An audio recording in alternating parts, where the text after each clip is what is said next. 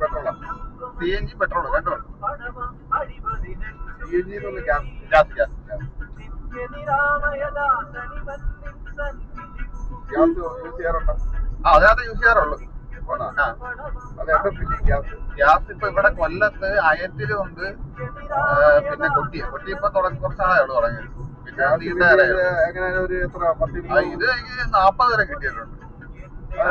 Kilometre വരെ പോകാനുള്ള gas? അതാ അത് 150 സുഖമായിട്ട് പോകും. എറണാകുളമൊക്കെ പോകും. വിലയും കുറവാ, കിലോയ്ക്ക് 85 രൂപയുള്ളൂ. പെട്രോളിന് വില വെച്ച് നോക്കുമ്പോൾ അത് ഇലക്ട്രിക്കലാകുമ്പോൾ എങ്ങനെയാണ്? ഇലക്ട്രിക് നല്ല റേഞ്ച് കിട്ടും, നല്ല മൈലേജ്, ഭയങ്കര മൈലേജ്.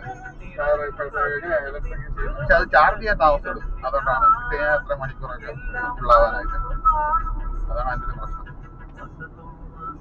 എന്തായാലും അതിപ്പോൾ മാറി വരുന്നുണ്ട്. ഇപ്പൊ അതുകൊണ്ട് ഇലക്ട്രിക് വണ്ടിക്ക് വില കൂടുതലാണ്. സ്റ്റാർട്ടിങ് 10 ലക്ഷം ഒക്കെ വരും ഇലക്ട്രിക്. അതും ടാറ്റയുടെ തന്നെയല്ലേ? ഏതാ ഇലക്ട്രിക്? ടാറ്റയുടെ ഉണ്ട്. അല്ല, ഏത് വണ്ടിയാണെങ്കിലും ഇപ്പം ഇലക്ട്രിക് സ്റ്റാർട്ടിങ് 10 ലക്ഷം. എത്ര കിലോ?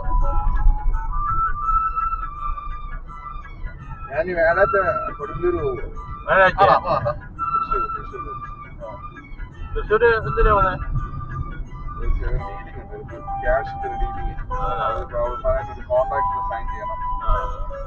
അത് സൈൻ ചെയ്തിട്ട്